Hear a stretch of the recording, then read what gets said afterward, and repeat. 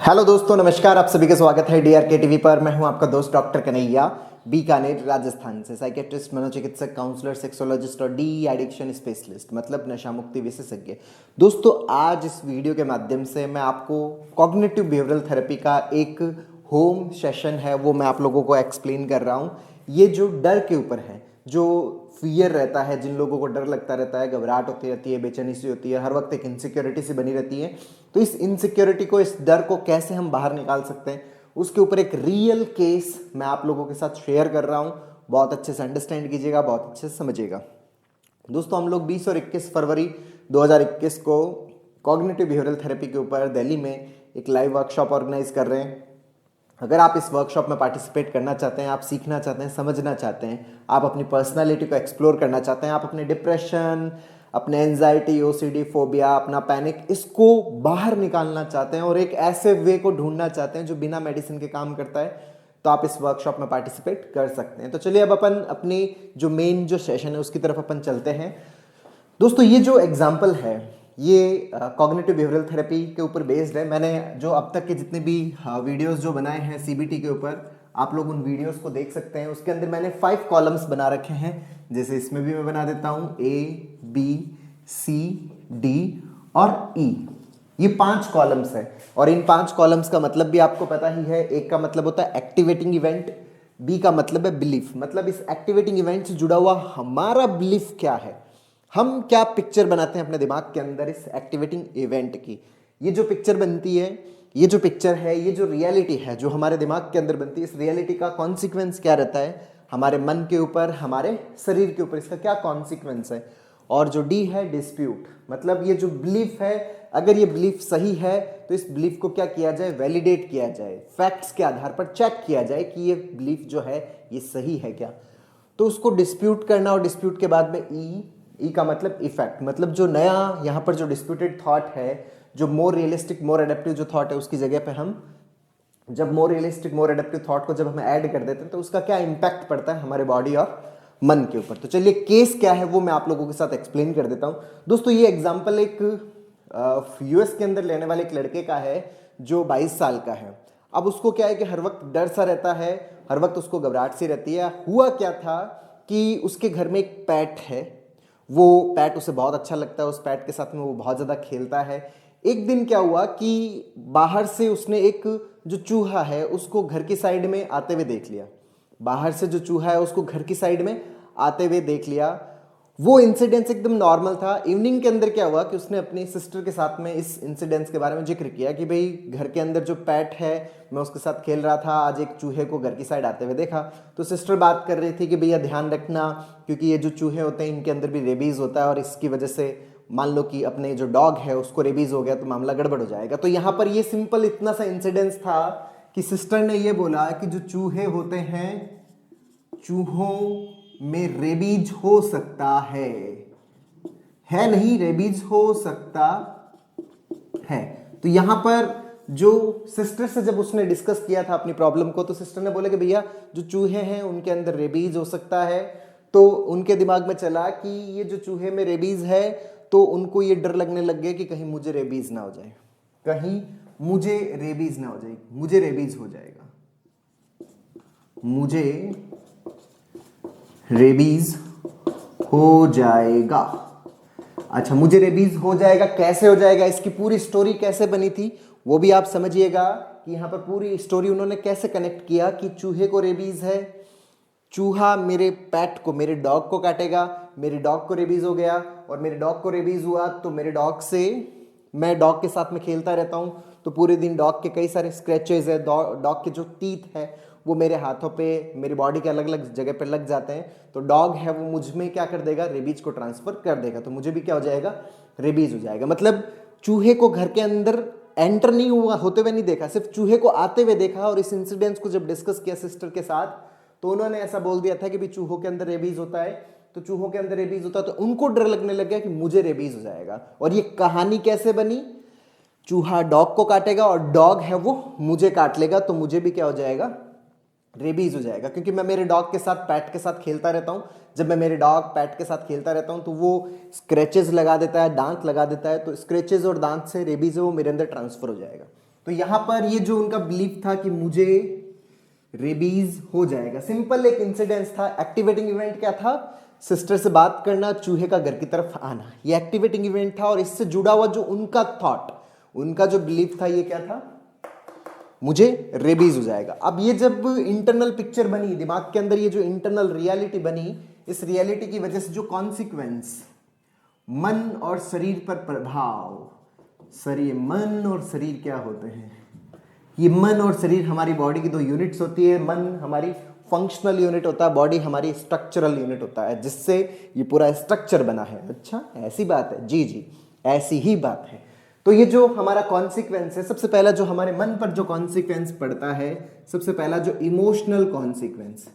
Emotional, sir मैं बहुत ज़्यादा इमोशनल बच्चा हूँ, मेरे अंदर बहुत ज़्यादा इमोशंस आते हैं, मेरे अंदर बहुत ज़्यादा भावनाएं आती है। जी, इमोशनल कॉन्सिक्वेंस क्या है यहाँ पर? कि अब यहाँ पर जो रेबीज है, रेबीज अगर हो जाता है तो रेबीज से मान लीजिए कि डेथ हो सकती है, और डेथ से हम सभी के अंदर फियर ऑफ डेथ होता है।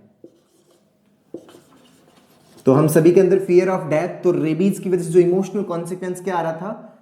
फियर ऑफ डेथ डेवलप हो गया कि भाई मुझे तो रेबीज हो जाएगा, मुझे जो है वो हाइड्रोफोबिया हो जाएगा, मैं अस्त व्यस्त हो जाऊंगा, मैं दिमागी तौर पर खराब हो जाऊंगा, और फाइनली मेरी क्या हो जाएगी? डेथ हो जाएगी। तो उसके कारण बहुत ज्यादा इनको क्या होने लग गई? घबराहट होने लग गई। ओके, तो सर ये जो घबराहट वाला पार्ट, ये कौन सा है? इमोशनल कॉन्सिक्वेंस, सबसे पहला। दूसरा जो कॉन्सिक्वेंस था वो है साइकोलॉजिकल कॉन्सिक्वेंस। साइकोलॉजिकल कॉन्सिक्वेंस का मतलब क्या है? कि थॉट लेवल पर क्या, ये तो है भावनात्मक लेवल पर प्रभाव, थॉट लेवल पर प्रभाव क्या हो रहा था उनके अंदर?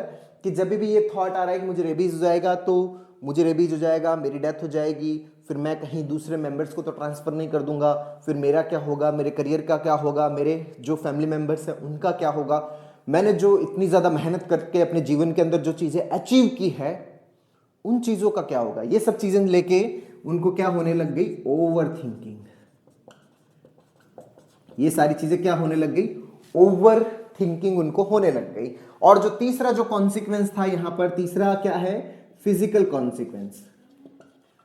फिजिकल कॉन्सिक्वेंस, अब मैंने बहुत जगह पर इस चीज को एक्सप्लेन किया है कि जब भी हमें एंजाइटी होती है तो हमारा एएनएस गड़बड़ करता है, ऑटोनॉमिक नर्वस सिस्टम गड़बड़ करता है, और जब भी हमारा एएनएस गड़बड़ करता है तो हमारी बॉडी के अंदर फिजिकल सिम्टम्स आने लग जाते हैं। तो उनके अंदर फिजिकल सिम्टम्स क्या आते हैं? ये वाला जो सिर का आगे वाला हिस्सा है ना, इसके अंदर बहुत तगड़ा खिंचाव होने लग जाता, और उनकी नींद डिस्टर्ब होती और साथ में एसिडिटी हो जाती। तीन चीजें, सिर में खिंचाव, नींद के अंदर डिस्टर्बेंस और एसिडिटी। मतलब फिजिकल सिम्टम्स थे सिर में खिंचाव, मेरे भी सर सिर में खिंचाव रहता है, क्या ये टेंशन की वजह से है? यस। एक नींद में डिस्टर्बेंस, इंसोम्निया, और तीसरा एसिडिटी। तो ये तीन फिजिकल कॉन्सिक्वेंस होते, उनको ये तकलीफ होती जब भी उनको स्ट्रेस होता, जब भी उनको लोड पड़ता, जब भी उनको घबराहट होती, तो ये तीन चीजें होने लग जाती है। और इसके बाद जो चौथा बिहेवियरल जो कॉन्सिक्वेंस है, बिहेवियरल कॉन्सिक्वेंस क्या था इनका? बिहेवियरल कॉन्सिक्वेंस ये था कि अब मुझे डर लग रहा है, तो फिर फटाफट ये डॉक्टर से बात करते, अपनी फैमिली मेंबर से बात करते। जो एक इनसिक्योरिटी क्रिएट हुई है कि मुझे रेबीज हो जाएगा, ये जो इनसिक्योरिटी क्रिएट हुई है, इस इनसिक्योरिटी को सिक्योरिटी में कन्वर्ट करने की सारी कोशिशें, अपनी फैमिली मेंबर से रिश्योरेंस लेना, डॉक्टर से रिश्योरेंस लेना, टेस्ट करवाना, इन्वेस्टिगेट करवाना, ये सारी चीजें फिर इनके किस में आ गई? बिहेवियरल कॉन्सिक्वेंस के अंदर आ गई। अपने वर्क के ऊपर फोकस नहीं कर पा रहे, जो स्टडीज करने के लिए यूएस में गए थे उस स्टडीज पर फोकस नहीं कर पा रहे, जो उनकी प्रोडक्टिविटी है वो डाउन हो गई है, घर वालों से बात करना कम कर दिया है, इंटरेक्ट करना कम कर दिया, अपने अंदर रहने लग गए, बहुत ज़्यादा डर लगने लग गया, और फाइनली उनके अंदर सुसाइडल थॉट भी आने लग गए कि इससे बेहतर तो मर जाना बढ़िया है। तो उनके अंदर सुसाइडल थॉट आने लग गए। तो ये मैंने आपको यहाँ पर एक्सप्लेन किया है, ए, बी और सी।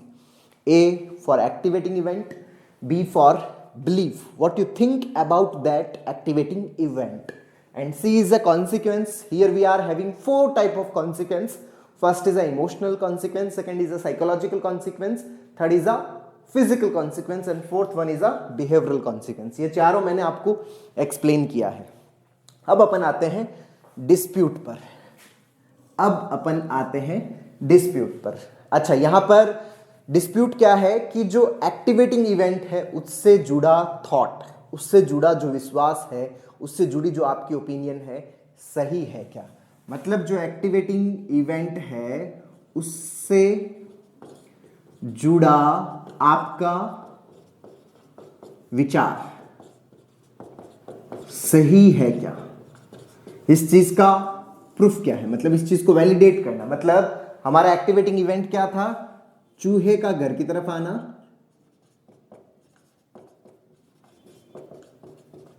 आना और उससे रेबीज हो जाना।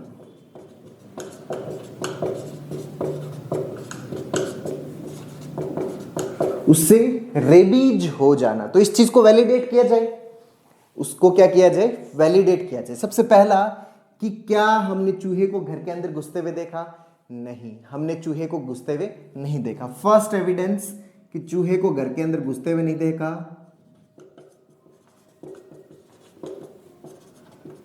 और क्या नहीं देखा, चूहे को घर की तरफ घुसते हुए देखा, बिल्कुल भी नहीं देखा। अच्छा, चूहे को डॉग को काटते हुए देखा, नहीं, चूहे को डॉग को काटते हुए भी नहीं देखा। अच्छा, क्या मेरे डॉग के अंदर इम्यूनाइजेशन नहीं हो रखा है, डॉग के अंदर वैक्सीनेशन हो रखा है, इम्यूनाइजेशन हो रखा है। डॉग के अंदर ये वैक्सीनेशन इम्यूनाइजेशन इसलिए होता है ताकि डॉग को प्रोटेक्ट किया जा सके एक्सटर्नल इन्फेक्शन से, क्योंकि डॉग हमारे घर में रहता है, पेट है वो हमारे घर में रहता है, तो जब वो हमारे घर में रहता है तो उसको पूरी तरह से प्रोटेक्टिव जो लेयर है वो देनी बहुत ज़रूरी है, प्रोटेक्टिव शील्ड देनी बहुत ज़रूरी है। उसके अंदर ऑलरेडी इन चीज़ों से लड़ने के लिए एंटीबॉडीज़ है डॉग के अंदर, तो उसके अंदर इन्फेक्शन होने के चांसेस बहुत कम है। और क्या डॉग जब भी आपके साथ में खेलता है तो आपके बहुत ज़्यादा ब्लीडिंग आने लग जाती है, नहीं, बिल्कुल भी ऐसी ब्लीडिंग नहीं आती। अच्छा, मान लीजिए कि आपको रेबीज जो है, आपको लग रहा है कि डॉग को रेबीज हो गया है, क्या आपने डॉग का वैसा बिहेवियर देखा जो रेबीज वाले के अंदर होता है, कि जैसे उसके सलाइवेशन हो रहा है, या डॉग पूरी तरह से जैसे एकदम इरिटेट होया हुआ है, कभी इधर भाग रहा है, कभी उधर भाग रहा है, कभी इधर दौड़ रहा है, कभी किसी के पीछे भाग रहा है, किसी को काटने के लिए दौड़ रहा है, क्या ऐसा बिहेवियर देखा गया? नहीं, ऐसा बिहेवियर नहीं देखा गया। क्या उस चूहे के अंदर भी ऐसा बिहेवियर देखा था कि चूहा बहुत ज्यादा इरिटेट होया हुआ है, इरिटेबल हो रखा है, इधर उधर बहुत ज्यादा दौड़ रहा है? नहीं, वो तो बहुत आराम से चल रहा था। ना चूहे के अंदर ऐसा बिहेवियर देखा गया, ना डॉग के अंदर ऐसा बिहेवियर देखा गया, क्योंकि डॉग के अंदर जब रेबीज हो जाता है तो आपने देखा होगा कि वो बहुत ज्यादा इरिटेबल हो जाते हैं, वो काटने को दौड़ते हैं, मुंह से बहुत ज्यादा सलाइवेशन होने लग जाता है। तो क्या ऐसा देखा गया? नहीं, ऐसा बिल्कुल भी नहीं देखा गया। उसके बाद भी कई दिनों तक डॉग के अंदर ऐसा बिहेवियर था नहीं, मतलब ऐसा बिहेवियर आया ही नहीं डॉग के अंदर। तो जब बिहेवियर आया नहीं तो डॉग को रेबीज होने के चांसेस कैसे हो गए? बिल्कुल भी चांसेस नहीं है। डॉग को इम्यूनाइजेशन हो रखा है और ना ही चूहे ने डॉग को काटा, क्योंकि चूहा हमारे घर के अंदर एंटर ही नहीं हुआ। जब एंटर नहीं हुआ, चलो मान लो एंटर हो गया, कोई दिक्कत नहीं है, मान लो चूहे ने काट भी लिया, कोई दिक्कत नहीं है। हमारा डॉग है वो प्रोटेक्टिव है, डॉग प्रोटेक्टिव है। इसके बाद हमने कोई डॉग के अंदर वैसा बिहेवियर भी देखा क्या? हमने ऐसा बिहेवियर नहीं देखा। तो ये हमने जब बिहेवियर नहीं देखा तो मुझे रेबीज कैसे हो जाएगा? डॉग के साथ मैं खेलता हूं तो मेरे को रेबीज होने के चांसेस है क्या? 1% भी नहीं है, तो मुझे रेबीज नहीं होगा। ये क्या है? एक डिसफंक्शनल थॉट है। ये क्या है? एक डिसफंक्शनल थॉट। अच्छा, मैंने अभी जो आपको लॉजिकल जो थॉट्स अभी मैंने आपको बताए, ये क्या है? ये इस स्टेटमेंट को वैलिडेट करने का तरीका है। मतलब आपके दिमाग में जो भी थॉट आता है ना, जो भी आपके मन में बिलीफ आता है, उस बिलीफ को वैलिडेट करने का तरीका है कि यार ये वैलिड है भी या नहीं, या ऐसे ही मैं डर रहा हूं इस चीज से। तो इसको वैलिडेट करने के लिए मैंने जैसे आपको अभी बहुत सारे लॉजिक्स बताए, जिससे हम किसी भी तथ्य को, किसी भी लाइन को वैलिडेट करते हैं। और अगर वो वैलिडेट नहीं हो रही, इसका मतलब वो क्या है? डिसफंक्शनल थॉट है। डिसफंक्शनल थॉट होने का मतलब मेरे दिमाग में जो ये आ रहा है, ये एक प्रकार का सिंपल सा नेगेटिव थॉट है और कुछ नहीं है। मुझे किसी भी प्रकार का कोई रेबीज ना तो मुझे हुआ है, ना मेरे डॉग को हुआ है, ना मेरे डॉग को जो चूहा है उसने काटा है, ना चूहा मेरे घर के अंदर एंटर हुआ है। ये यहां पर more realistic and more adaptive thought है। यहां पर more realistic and more adaptive thought जो मैंने आपको बताया, मेरा चूहा, जो मेरा डॉग है वो ऑलरेडी क्या है? प्रोटेक्टिव है। तो यहां पर जो more realistic and more adaptive thought क्या हुआ कि मुझे रेबीज नहीं हो सकता। क्यों नहीं हो सकता? मैं एकदम स्वस्थ हूं। क्यों स्वस्थ हूं? क्योंकि प्रोटेक्टिव लेयर कई जगह पर है। तो अगर हमारे दिमाग में जब ये मोर रियलिस्टिक मोर एडेप्टिव थॉट आता है तो इसका जो इमोशनल इफेक्ट है, इमोशनल इफेक्ट क्या होगा? भावनात्मक जो प्रभाव है वो क्या होगा कि यहां पर मुझे डर लग रहा था, फियर ऑफ डेथ हो रहा था। जब रेबीज है ही नहीं तो फियर ऑफ डेथ लगेगा क्या? नहीं नहीं नहीं, डॉक्टर का नहीं है। फियर ऑफ डेथ कैसे लग सकता है जब रेबीज ही नहीं है? एग्जैक्टली यही मैं आपको बताना चाह रहा हूं कि जब फियर ऑफ डेथ है ही नहीं तो एंजाइटी भी नहीं होगा। साइकोलॉजिकल कॉन्सिक्वेंस, मैं मर जाऊंगा, मेरी फैमिली का क्या, ये भी नहीं। जो फिजिकल कॉन्सिक्वेंस एंजाइटी की वजह से जो उनको हो रहा था, एंजाइटी की वजह से उनका सिर भारी रहता था, उनकी नींद में प्रॉब्लम हो रही थी और एसिडिटी की प्रॉब्लम हो रही थी, तो क्या ये भी रहेगा? नहीं। जब एंजाइटी ही नहीं है तो ये नहीं होगा। और बिहेवियरल आराम से जो बैकग्राउंड में जो फियर का थॉट चल रहा था वो थॉट भी अब नहीं चल रहा। तो ये मैंने आपको एक पूरी वर्कशीट को एक्सप्लेन किया है कि किस तरह से हम हमारे डे टू डे लाइफ के अंदर प्रैक्टिस करें। तो दोस्तों आप इस चीज को बार बार प्रैक्टिस करें। आपका जो भी प्रॉब्लम है, मैंने एक आपको एग्जांपल बताया, इस एग्जांपल को बहुत अच्छे से अंडरस्टैंड करते हुए आप अपना जो केस है उसको फिट कर सकते हैं इसमें, और आप अपने केस की एक प्रैक्टिकल अप्रोच डेवलप कर सकते हैं अपनी प्रॉब्लम से बाहर आने का। तो यहां पर जो मैंने आपको एक्सप्लेन किया है ये एक प्रैक्टिकल वे एक्सप्लेन किया है जिसको लर्न करके, जिसको सीख के आप अपने डे टू डे लाइफ के अंदर प्रैक्टिस कर सकते हैं। तो बार बार हमें डिस्प्यूट करना होता है। जितनी ज्यादा प्रैक्टिस करोगे ना तो ये डिस्प्यूट जो है यही आपका नया बिलीफ बन जाएगा, और जब ये बिलीफ बन जाएगा तो बाद में प्रैक्टिस करने की जरूरत है ही नहीं। तो इस तरह से आप अपने डर को हटा सकते हो, निकाल सकते हो, अपनी प्रैक्टिस कर सकते हो। तो दोस्तों उम्मीद करता हूं आपको ये वीडियो पसंद आया होगा। नीचे कमेंट बॉक्स में लिखकर जरूर बताइएगा। और अब तक यदि आपने मेरे YouTube चैनल DRKTV को सब्सक्राइब नहीं किया तो प्लीज उसे सब्सक्राइब करें ताकि मेरे नए वीडियो का नोटिफिकेशन आप तक सबसे पहले पहुंचे। बहुत बहुत धन्यवाद दोस्तों। जय हिंद, जय भारत।